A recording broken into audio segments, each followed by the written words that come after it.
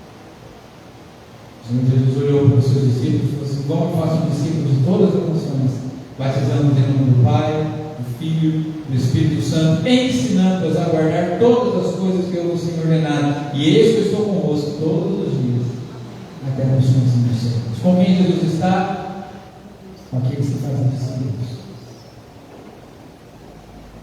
Jesus não está com quem não está interessado em proclamar a fama dele por onde passa em tudo que faz. Terceiro aspecto do nosso clamor por avivamento está na consciência da necessidade que nós temos da misericórdia de Deus. Aí o profeta termina dizendo assim: Senhor, na tua ira, lembra-te da misericórdia. Senhor, a gente errou mesmo, é verdade. Nós merecemos o castigo que está vindo dele. Sabemos que a ira do Senhor está para ser derramada sobre nós. Mas te lembra da misericórdia. Deus é misericórdia. O profeta Jeremias escreveu que as misericórdias do Senhor são a causa de nós não sermos consumidos. Elas se renovam a cada manhã. Grande é a fidelidade do Senhor. Eu e você estamos aqui porque mais uma vez a misericórdia do Senhor se renovou sobre nós. E nós precisamos clamar por misericórdia. Senhor, nos ajuda. Nos ajuda, Senhor, porque nós não conseguimos ter por nós mesmos a revelação de quem o Senhor é. Senhor, nos ajuda porque nós não conseguimos por nós mesmos nos mantermos firmes no testemunho da nossa fé e fazer a tua fama e a tua obra conhecida por onde a gente anda. Porque se tua misericórdia não for conosco, nós não conseguiremos. Nós não vamos andar no caminho, nós não vamos obedecer a palavra, nós não vamos desejar a santidade de Deus, porque isso tudo é uma obra do Espírito em nós, é o fruto do Espírito Santo. Ele que nos santifica, Ele que nos consola, Ele que nos orienta, Ele que nos incentiva, Ele que nos dá sabedoria, Ele que nos dá graça. Nós precisamos da misericórdia do Senhor. Não tem a ver com a nossa religião, não tem a ver com a nossa denominação, não tem a ver com a nossa igreja, não tem a ver com o nosso caráter, tem a ver com a providência de Deus. Nós precisamos de Jesus.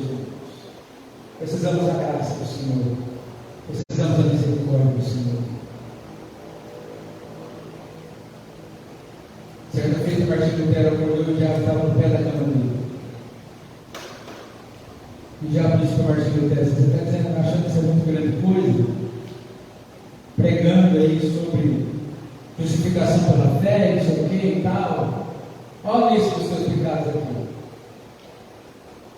Ele pegou a lista e escreveu: mas o sangue de Jesus Cristo, seu Filho, nos purifica de todo pecado. Falou para o diabo: volta-se de volta, leva para o inferno, lugar dele. Só a misericórdia de Deus. Não tente na sua força. Não tente. Não tente lutar contra o teu pecado sozinho. Você não vai conseguir. Ninguém consegue.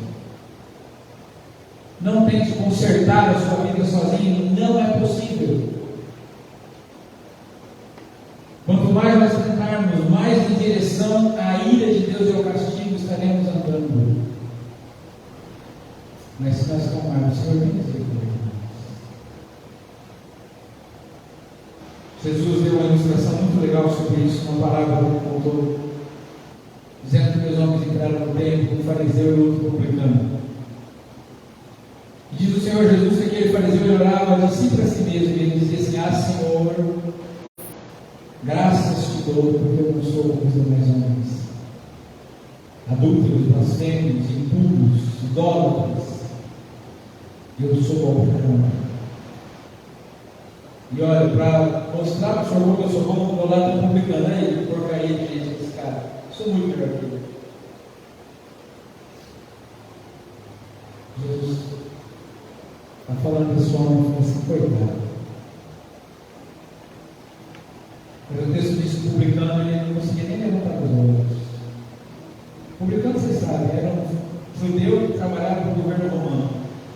Recebia imposto dos judeus para mandar para os romanos. Todo mundo gostava disso.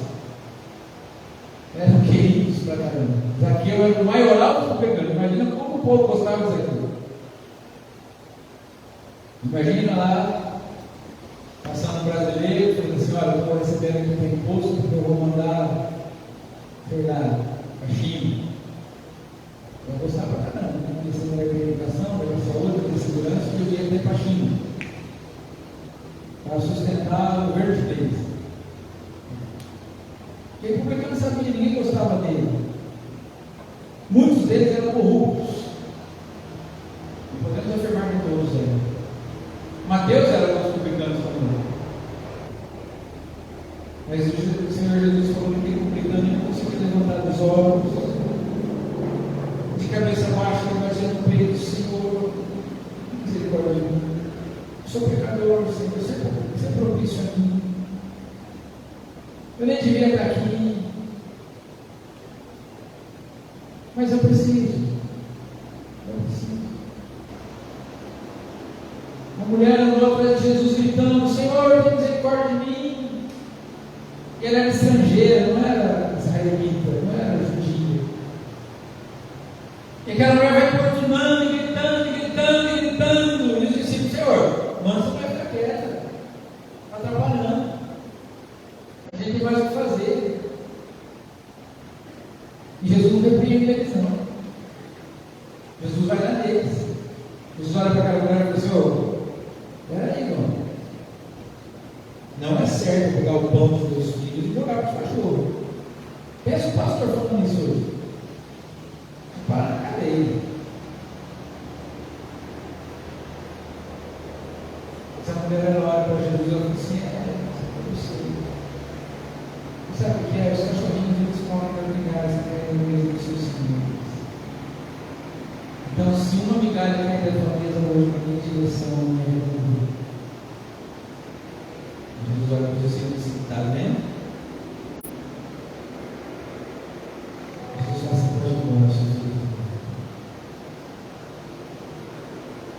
Nós precisamos da misericórdia de Deus. Nós precisamos parar de nos achar tão importantes, tão bons, tão santos, tão maravilhosos, e acordar todo dia e falar: Senhor, eu não vou conseguir enfrentar esse dia se o Senhor for comigo. Eu não vou conseguir ficar longe do pecado se o Senhor me ajudar. Eu não vou conseguir não entrar na onda do mundo se o Senhor não for comigo.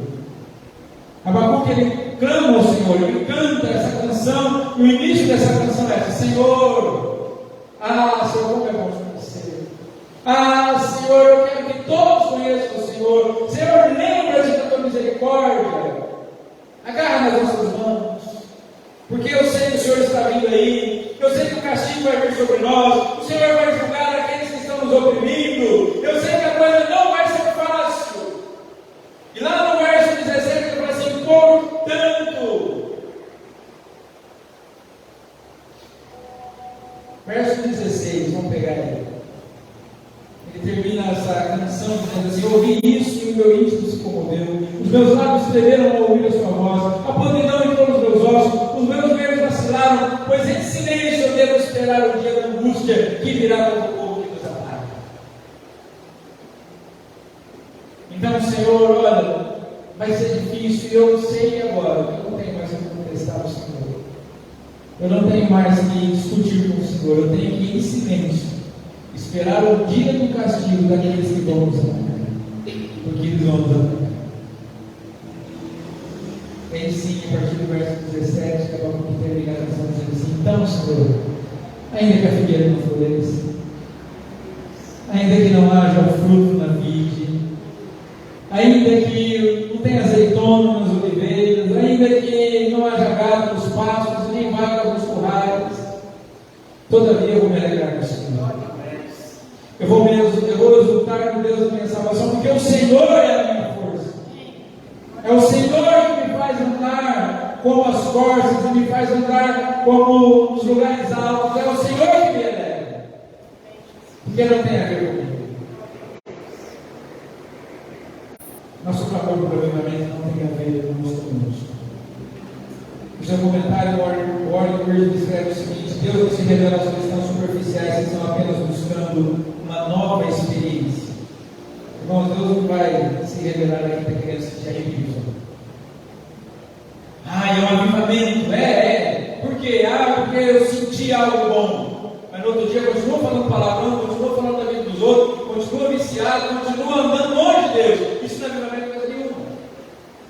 Deus não se revela a cristãos que estão apenas buscando uma nova experiência superficial, da qual eles possam se vangloriar, sair contando para todo mundo: olha, eu fiz tudo certo, Deus fez a minha vontade, agora eu estou cheio de Espírito Santo.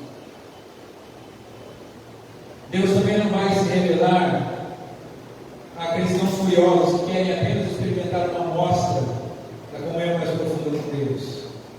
Desde que isso não busque muito.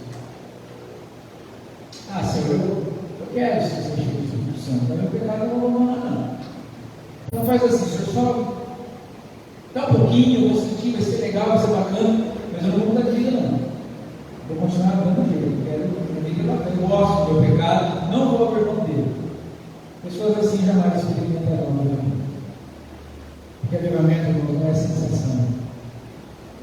Avivamento é mudança de vida, mudança de postura, mudança de atitude.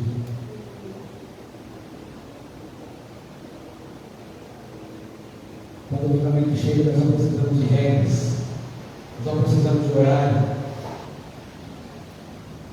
Lá em Éfeso, não tem dúvida, não tem hora para acabar, não tem hora para terminar, não tem pode isso, não pode aquilo. As pessoas simplesmente estão vivendo, simplesmente estão louvando Deus. O cantor brasileiro esteve lá e disse: não sabe nem tocar direito, mas Deus está dizendo. E eu desejo muito, irmãos, que essa avivamento é uma transformação para mim. Preciso de Jesus. E que esse avivamento também possa voltar aqui, nessa igreja, na minha vida, na minha casa. Por isso a minha oração hoje, Senhor, eu quero te conhecer, quero falar da tua obra, eu preciso da tua misericórdia. Preciso dizer respeito a você, que vamos orar juntos então.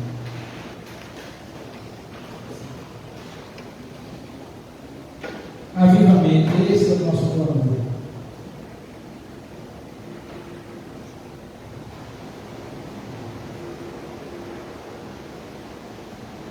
Você deseja sentir o poder de Deus sendo derramado sobre a sua vida? Eu desejo. Eu quero conhecer melhor a Deus. Quero ter experiências novas com o Senhor. Pastor, o que significa isso? Que você acha que você está andando longe? Não, eu estou andando com Deus. Eu sei que eu estou andando com Deus. Eu sei que eu sou salvo por isso. Eu já entreguei a minha vida para Jesus. Eu sei que o inferno eu não vou mais. Mas eu sei que eu tenho um mundo ainda para atravessar, eu tenho um deserto à frente. Eu não sei a que distância eu estou da terra prometida. Pode ser que eu vá para lá amanhã, hoje ainda. Pode ser que demore muitos anos. Eu não sei quantos dias estão pela frente, mas eu quero que cada vez valha a pena. Eu quero ouvir a voz de Deus, eu quero andar com Deus, eu quero servir a Deus, eu quero desfrutar de Deus, eu quero conhecer a Deus. Eu quero ser amigo do mundo e não amigo. Eu quero ser amigo de Deus e não amigo do mundo. Eu quero amar o que Deus ama e odiar o que Deus odeia. Eu quero servir de todo o meu coração. Eu quero ser sal e luz na minha geração. Eu preciso da misericórdia do Senhor.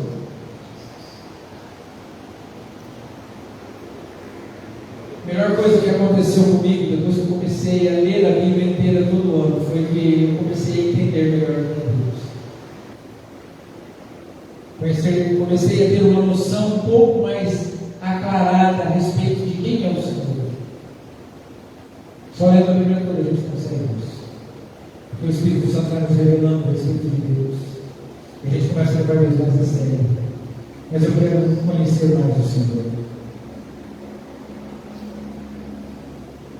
Eu não sei quantos dias faltam ainda para eu chegar diante de Cristo, mas enquanto eu não for, eu quero fazer a obra de Deus conhecido no mundo. Através da pregação da palavra, através da minha vida, através dos meus relacionamentos, da maneira como eu trato as pessoas.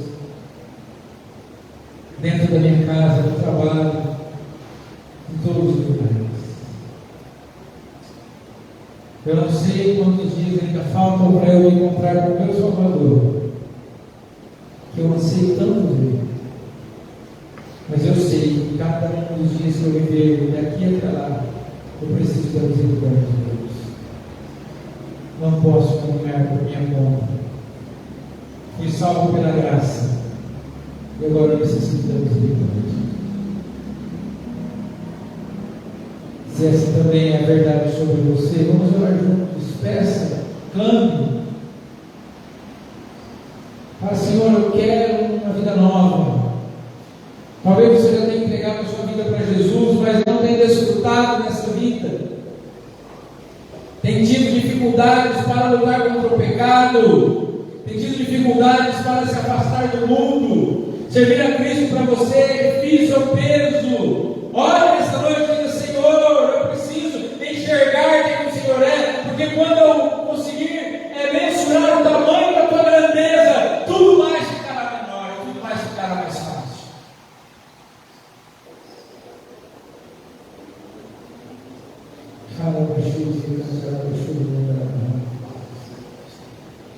O missionário Dr. Cláudio disse aqui uma vez: quando você olha Deus como você olha um avião no céu, parece que Deus é pequenininho.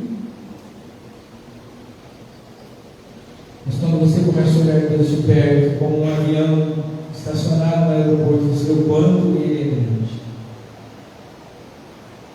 Nós precisamos ver Deus mais de perto.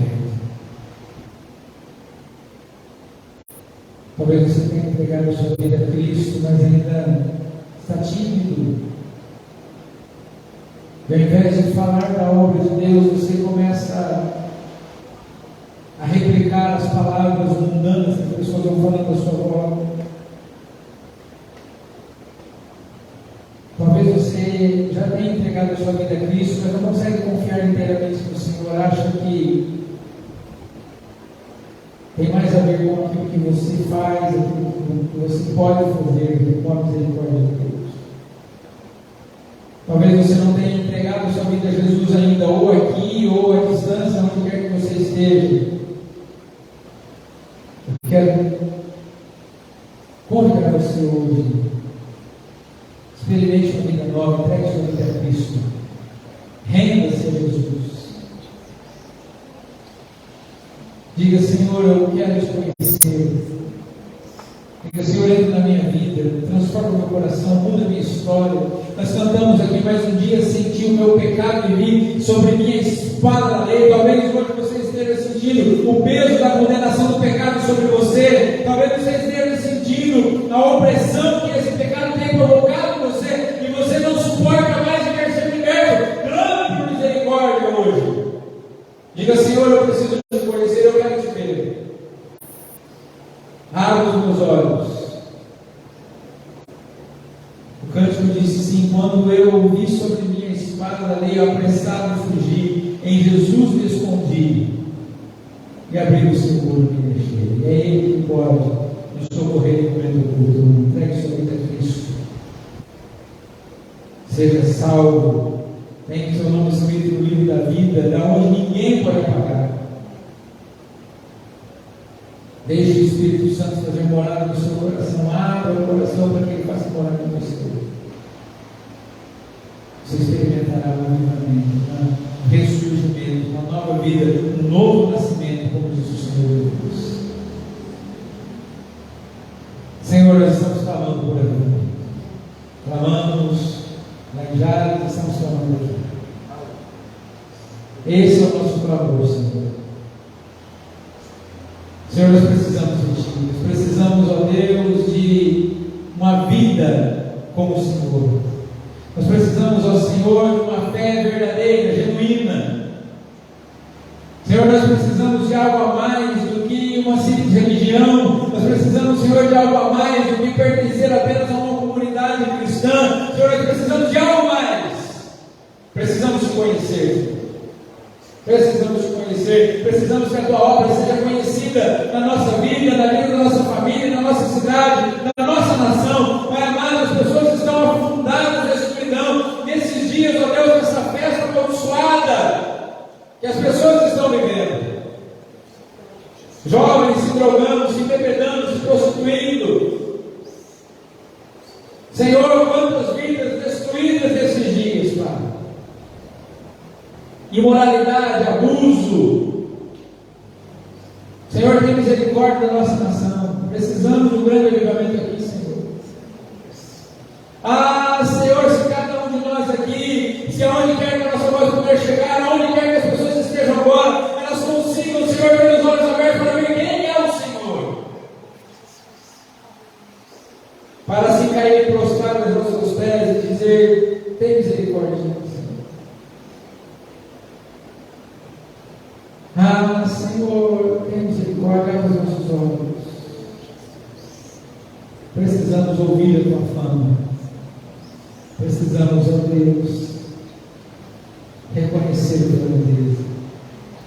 Precisamos, ó Senhor, manifestar a tua grandeza, falar a tua grandeza. Precisamos da tua misericórdia. Faça isso na nossa vida hoje, Senhor. E cada dia que vivermos até que o Senhor venha nos buscar. Não importa, Senhor, se o sofrimento virá, se a dor nos acometerá. Importará para nós estar perto de Ti. Nos bastará estar perto do Senhor. Obrigado por nos receber aqui mais esta vez, Pai. Obrigado por nos permitir o teu nome hoje, estarmos em comunhão com a família. Obrigado, meu Deus, por falar conosco de forma tão graciosa. Leva-nos em paz, debaixo da tua graça. E aviva, Senhor, a tua obra. Em nossa vida, em nossa casa, em nosso trabalho, em todos os lugares onde estivermos. Usa-nos como instrumentos do teu amor, da tua graça, da tua misericórdia. Em nome de Jesus oramos. Agradecemos, Pai.